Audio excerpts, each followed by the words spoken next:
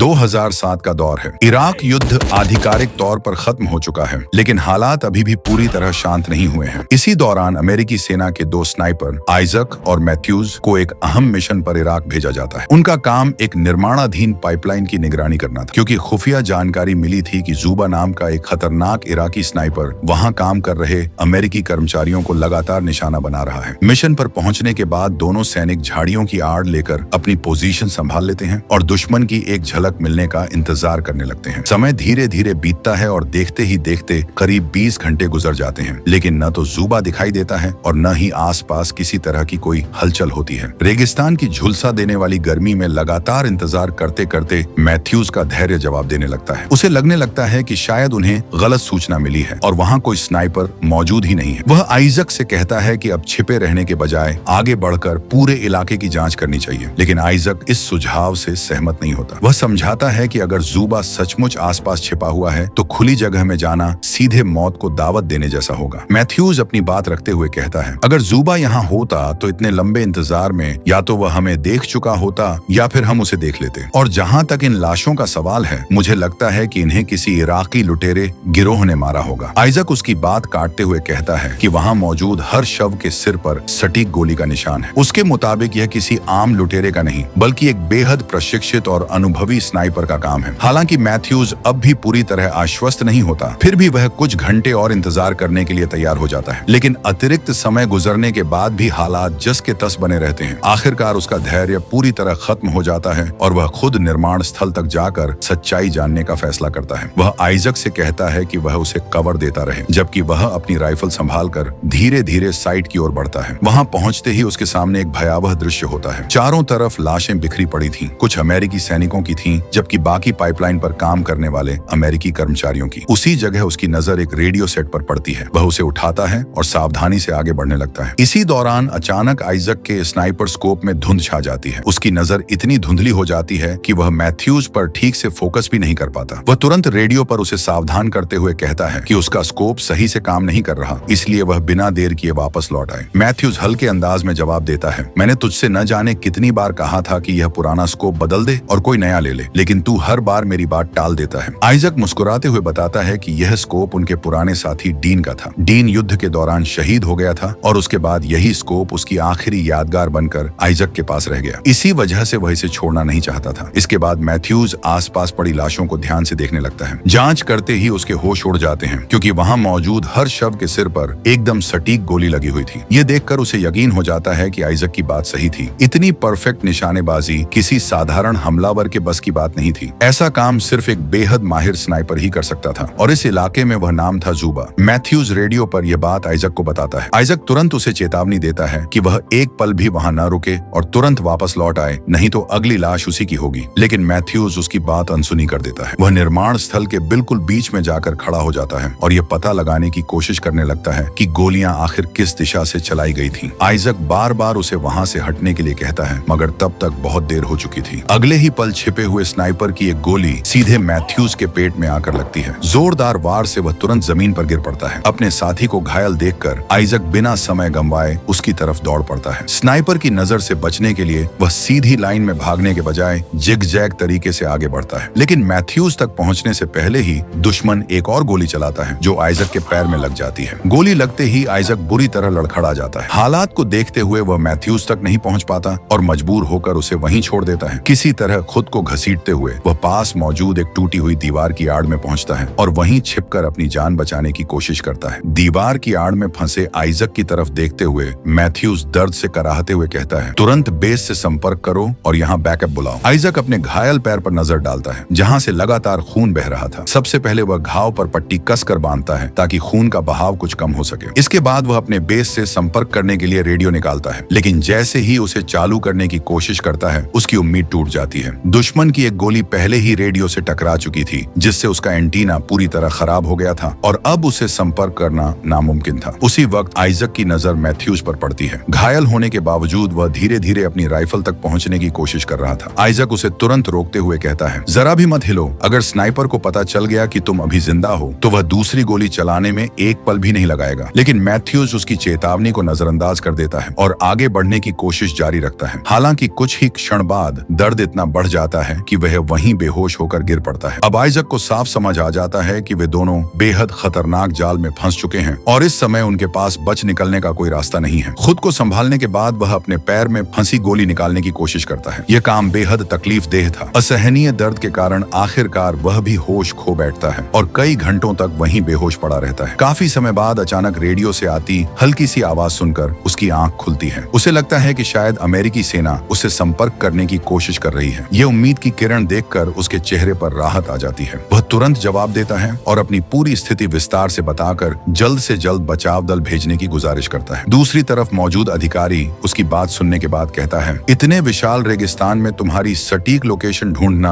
आसान नहीं है। अगर संभव हो तो कुछ देर के लिए अपनी छिपी हुई जगह से बाहर खड़े हो जाओ या हवा में एक फायर कर दो ताकि हम तुम्हारी पोजीशन पहचान सकें और मदद तुम तक पहुंचा सकें। रेडियो पर मिली सलाह सुनकर आइजक तुरंत असहज हो जाता है क्योंकि इससे उसकी लोकेशन दुश्मन स्नाइपर को भी मिल सकती थी। यही बात उसके मन में शक पैदा कर देती है। वह ध्यान से दूसरी तरफ मौजूद व्यक्ति की आवाज सुनता है। जैसे ही वह उसके लहजे पर गौर करता है उसे सच्चाई समझ में आ जाती है। सामने कोई अमेरिकी अधिकारी नहीं बल्कि वही स्नाइपर था जिसने उन दोनों को निशाना बनाया था। उसने किसी तरह आइजक की रेडियो फ्रीक्वेंसी पकड़ ली थी और अब उसी के जरिए उसके साथ खेल खेल रहा था। आइजक गुस्से में कहता है, मैं तुम्हें पहचान चुका हूँ। तुम अमेरिकी सेना के नहीं हो। तुम वही स्नाइपर हो जिसने हम पर हमला किया। दूसरी तरफ से हल्की हंसी सुनाई देती है। स्नाइपर जवाब देता है, बिल्कुल सही पहचाना। यहाँ जितने भी अमेरिकी मारे गए हैं उन सब के पीछे मैं ही हूँ। अगर तुम अपनी जान बचाना चाहते हो तो मुझसे बात करते रहो। शुरुआत में आइजक साफ मना कर देता है लेकिन स्नाइपर तुरंत धमकी देता है कि अगर उसने बातचीत बंद की तो अगली गोली सीधे मैथ्यूज को लगेगी। अपने घायल साथी की जान बचाने के लिए आइजक मजबूरन बातचीत जारी रखने पर राजी हो जाता है। इसके बाद स्नाइपर उससे एक के बाद एक कई सवाल पूछने लगता है। आइजक मन न होने के बावजूद उनके जवाब देता रहता है। इसी दौरान वह मौका मिलते ही अपने धुंधले स्कोप से आसपास का इलाका देखने की कोशिश करता है। साथ ही जमीन पर एक नक्शा बनाकर उन जगहों को चिन्हित करने लगता है जहां उसे स्नाइपर के छिपे होने की संभावना लगती है। कुछ देर बाद आइजक खुद उससे सवाल करता है, आखिर तुम यह सब क्यों कर रहे हो? इराक और अमेरिका के बीच युद्ध खत्म हुए काफी समय हो चुका है। फिर इन अमेरिकी कर्मचारियों को मारने का क्या मतलब है? वे तो यहाँ तुम्हारे देश के विकास के लिए पाइपलाइन बना रहे हैं। अगर यह परियोजना पूरी हो जाती है तो इसका फायदा इराक के लोगों को भी मिलेगा। यह सुनकर स्नाइपर जोर से हंस पड़ता है। फिर वह कहता है, अगर युद्ध सचमुच खत्म हो गया है तो तुम लोग अभी भी मेरी जमीन पर क्या कर रहे हो? और जहाँ तक पाइपलाइन की बात है, तुम उसे इराक के लिए नहीं बल्कि अपनी सरकार के फायदे के लिए बना रहे हो। इतना कहने के बाद वह अचानक विषय बदल देता है और आइजक से कहता है, अब यह सब छोड़ो, मुझे अपने परिवार के बारे में बताओ। तुम्हारे घर में कौन कौन है और वे क्या करते हैं? यह सवाल सुनकर आइजक चुप हो जाता है। उसे लगता है कि यह उसकी निजी जिंदगी में जरूरत से ज्यादा दखल है, इसलिए वह जवाब देने से साफ इनकार कर देता है। स्नाइपर की आवाज अचानक सख्त हो जाती है। वह कहता है, अगर तुमने मेरे सवाल का जवाब नहीं दिया तो मैं अभी मैथ्यूज को मार दूंगा और अगर ऐसा हुआ तो वह दूसरा इंसान होगा जिसकी मौत के जिम्मेदार तुम खुद हो। पहला पहले ही मर चुका है। डीन का नाम सुनते ही आइजक के चेहरे का रंग उड़ जाता है। वह हैरानी से पूछ बैठता है, तुम डीन के बारे में कैसे जानते हो? असल में डीन की मौत का बोझ आइजक वर्षों से अपने दिल में लिए घूम रहा था। एक पुराने मिशन के दौरान उसे निशाना चूक गया था और उसकी चलाई हुई गोली गलती से डीन को लग गई थी। उसी हादसे के बाद से आइजक खुद को कभी माफ नहीं कर पाया। यही वजह थी कि स्नाइपर बार बार उसी दर्दनाक घटना का जिक्र करता रहा। वह जानता था कि आइजक की सबसे बड़ी कमजोरी उसकी यादें हैं, इसलिए वह जानबूझकर ऐसे शब्द चुन रहा था जो उसके मानसिक संतुलन को तोड़ दें। धीरे धीरे आइजक का हौसला जवाब देने लगा। इसी बीच उसे तेज प्यास महसूस हुई। उसने पानी पीने के लिए अपनी बोतल उठाई, लेकिन जैसे ही उसे देखा उसकी उम्मीद खत्म हो गई। बोतल पूरी तरह खाली थी। दुश्मन की गोलियों ने उसमें कई छेद कर दिए थे और सारा पानी पहले ही बह चुका था। रेडियो पर स्नाइपर की आवाज फिर गूंजती है, मैंने जानबूझकर तुम्हारी पानी की बोतल को निशाना बनाया था ताकि तुम प्यास से तड़पते रहो। तुम्हारा रेडियो भी इसलिए खराब किया जिससे तुम किसी से मदद न मांग सको, और अगर चाहता तो पहली ही गोली तुम्हारे सिर में मार सकता था, लेकिन मैंने तुम्हारे पैर को चुना ताकि तुम जिंदा रहो मगर यहाँ से निकल भी ना पाओ। वो आगे कहता है, सुबह होने तक तुम्हारा बचना लगभग नामुमकिन है। तुम्हें गोली लगी है, काफी खून बह चुका है और अब तुम्हारे पास पीने के लिए एक बूंद पानी भी नहीं बचा। आइजक गुस्से में जवाब देता है, तुम किसी आतंकवादी से कम नहीं हो। यह सुनते ही स्नाइपर हंस पड़ता है और कहता है, हथियार तुम्हारे हाथ में हैं, तुम मेरे देश की जमीन पर खड़े हो और मुझे मारने आए थे, फिर भी आतंकवादी मुझे कह रहे हो। बातचीत जारी रहते हुए आइजक लगातार अपने स्कोप से आसपास का इलाका खंगालता रहता है। तभी उसकी नजर दूर पड़े एक बड़े कचरे के ढेर पर टिक जाती है। कुछ छोटी छोटी हरकतें देखकर उसे अंदाजा हो जाता है कि स्नाइपर वहीं कहीं छिपा बैठा है। उस पल आइजक समझ जाता है कि उसका सामना किसी साधारण निशानेबाज से नहीं बल्कि बेहद धैर्यवान और खतरनाक स्नाइपर से है। उस तपती गर्मी में घंटों तक कचरे के ढेर के अंदर बिना पकड़े छिपे रहना हर किसी के बस की बात नहीं थी। आइजक कुछ पल चुप रहने के बाद पूछता है, क्या तुम वही मशहूर स्नाइपर ज़ुबा हो?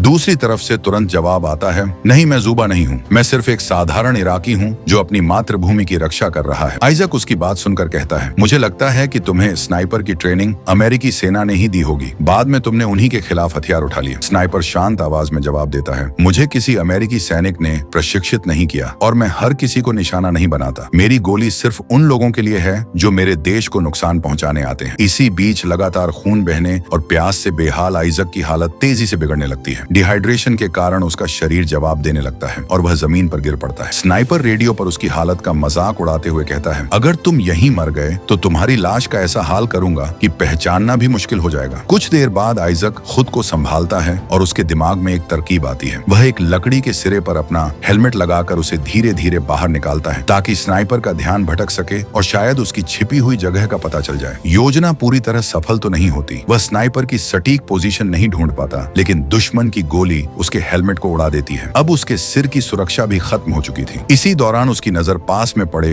एक अमेरिकी सैनिक के शव पर जाती है। खतरे को जानते हुए भी वह अपनी जान जोखिम में डालकर वहां तक पहुंचता है। उसकी उम्मीद थी कि शायद वहां कोई ऐसा सामान मिल जाए जो इस मुश्किल वक्त में उसके काम आ सके, लेकिन जब वह वापस अपनी जगह लौटता है तो एक और झटका उसका इंतजार कर रहा होता है। दुश्मन की गोली उसके स्नाइपर स्कोप को भी पूरी तरह तोड़ चुकी थी। अब उसके लिए दूर बैठा स्नाइपर देख पाना लगभग असंभव हो गया था। तभी रेडियो से फिर कुछ आवाजें सुनाई देती हैं। आइजक समझ जाता है कि मैथ्यूज को होश आ चुका है। वह पूरी ताकत से चिल्लाकर उसे स्नाइपर की संभावित दिशा बताता है। आइजक की बात सुनने के बाद मैथ्यूज अपनी जेब से एक छोटा सा शीशा निकालता है और उसकी मदद से बिना सीधे सिर उठाए उस दिशा में देखने की कोशिश करता है ताकि स्नाइपर की सही लोकेशन का पता लगाया जा सके। इसके बाद आइजक जानबूझकर स्नाइपर को बातचीत में उलझाए रखता है ताकि उसका ध्यान बंटा रहे। इसी मौके का फायदा उठाकर मैथ्यूज धीरे धीरे रेंगते हुए अपनी राइफल तक पहुंचने की कोशिश करता है। बातों बातों में स्नाइपर अपने अतीत का जिक्र करता है। वह बताता है कि कई साल पहले वह इराक में एक स्कूल टीचर था, लेकिन युद्ध छिड़ने के बाद उसके सभी छात्र मारे गए। उसी दिन से उसके अंदर बदले की आग जलने लगी और उसने हथियार उठा लिए। इसी दौरान अचानक रेगिस्तान में एक छोटा सा धूल भरा तूफान उठता है। चारों ओर उड़ती रेत की वजह से कुछ पल के लिए किसी को कुछ साफ दिखाई नहीं देता। इसी अवसर का फायदा उठाकर मैथ्यूज आखिरकार अपनी राइफल तक पहुंच जाता है। जैसे ही तूफान थमता है वह बिना समय गंवाए कचरे के उस ढेर की तरफ कई गोलियां दाग देता है जहां आइजक ने स्नाइपर के छिपे होने का अंदाजा लगाया था। उसे उम्मीद थी कि शायद कोई गोली अपने निशाने तक पहुंच जाए, लेकिन किस्मत उसका साथ नहीं देती। जब वह अपनी राइफल में नई मैगजीन डालकर उसे दोबारा तैयार कर रहा होता है तभी स्नाइपर जवाबी फायर करता है। गोली सीधे मैथ्यूज के हाथ में लगती है और उसकी पकड़ ढीली पड़ जाती है। यह देखकर आइजक जोर से चिल्लाता है और उसे दीवार की आड़ में आने के लिए कहता है, मगर मैथ्यूज सुरक्षित जगह तक पहुंच पाता उससे पहले ही स्नाइपर एक और सटीक निशाना लगाता है। इस बार गोली सीधे उसके सिर में लगती है और वह वहीं दम तोड़ देता है। अपने साथी को आंखों के सामने मरते देखकर आइजक पूरी तरह टूट जाता है। उसे एहसास होने लगता है कि शायद अब उसकी भी मौत तय है। उस पल उसकी सबसे बड़ी इच्छा बस इतनी रह जाती है कि मरने से पहले एक बार अपने परिवार से मिल पाता। रेडियो पर स्नाइपर फिर बोलता है, अगर तुम आखिरी समय तक जिंदा रहना चाहते हो तो मुझसे बात करते रहो। पहले यह बताओ कि तुम आज भी डीन का वही पुराना स्कोप अपने साथ क्यों रखते हो। कुछ देर तक खामोश रहने और भावुक होकर रोने के बाद आइजक आखिरकार सच स्वीकार कर लेता है। वह बताता है कि डीन की मौत किसी दुश्मन की गोली से नहीं हुई थी। एक मिशन के दौरान उसका अपना निशाना चूक गया था और गलती से चली गोली डीन को लग गई थी, लेकिन उसने इस सच्चाई को सबसे छिपा लिया और सभी से यही कहता रहा कि डीन दुश्मन के स्नाइपर का शिकार हुआ था। यह राज इतने वर्षों तक उसके सीने में दबा रहा और अपराध बोध उसे हर दिन अंदर ही अंदर तोड़ता रहा। वह खुद की नजरों में भी गिर चुका था। इसी बातचीत के बीच अचानक उसके रेडियो से फिर कुछ आवाजें आने लगती हैं। इस बार उसे महसूस होता है कि शायद सचमुच उसके बेस के लोग उससे संपर्क करने की कोशिश कर रहे हैं। आइजक कई बार अपने बेस से संपर्क करने की कोशिश करता है, लेकिन उसकी हर कोशिश बेकार साबित होती है। वजह यह थी कि स्नाइपर उसकी रेडियो फ्रीक्वेंसी पर कब्जा कर चुका था। आइजक दूसरी तरफ की बातें तो साफ सुन सकता था, लेकिन उसकी अपनी आवाज वहां तक पहुंच ही नहीं रही थी। इसी का फायदा उठाकर स्नाइपर खुद आइजक की तरह बात करने लगता है। वह अमेरिकी बेस से संपर्क करता है और बचाव दल भेजने की मांग करता है। तभी आइजक के दिमाग में एक चौंकाने वाली सच्चाई सामने आती है। उसे समझ में आता है कि निर्माण स्थल पर मौजूद कर्मचारियों ने कभी मदद नहीं मांगी थी। दरअसल रेडियो का इस्तेमाल इसी स्नाइपर ने किया था ताकि अमेरिकी सेना को वहां बुलाया जा सके और फिर आने वाले सैनिकों को वह एक एक करके अपना निशाना बना सके। आइजक पूरी कोशिश करता है कि किसी तरह इस बातचीत को रोक दे, लेकिन वह पूरी तरह बेबस था। आखिरकार थकान थकान, दर्द और कमजोरी उस पर हावी हो जाती है और वह वहीं बेहोशी जैसी नींद में चला जाता है। कुछ समय बाद जब उसकी आंख खुलती है तो रेडियो पर पूरी तरह सन्नाटा छाया होता है। कोई आवाज न सुनकर वह अंदाजा लगाता है कि शायद स्नाइपर भी फिलहाल शांत है या सो चुका है। मौका देखते ही आइजक धीरे धीरे मैथ्यूज की राइफल अपनी तरफ खींच लेता है। फिर वह सावधानी से कचरे के उसी ढेर की ओर निशाना साधता है जहां उसे स्नाइपर के छिपे होने का शक था। उसी समय उसकी नजर आसमान पर पड़ती है। दूर से अमेरिकी सेना के 2 हेलीकॉप्टर उसकी ओर आते दिखाई देते हैं। उन्हें देखकर उसके अंदर उम्मीद की एक नई किरण जाग उठती है। बचाव दल का ध्यान अपनी ओर खींचने के लिए वह अपने सामने मौजूद कमजोर दीवार को गिरा देता है ताकि खुली जगह बन जाए और ऊपर से उड़ रहे हेलीकॉप्टर उसे आसानी से देख सकें। इसके तुरंत बाद वह कचरे के ढेर की तरफ एक गोली चलाता है। हालांकि उसे बिल्कुल यकीन नहीं था कि उसका निशाना स्नाइपर को लगा भी है या नहीं। इस सच्चाई का पता लगाने के लिए आइजक एक बेहद जोखिम भरा फैसला करता है। वह अपनी छिपी हुई जगह से उठकर खुली जगह में खड़ा हो जाता है। उसका इरादा साफ था,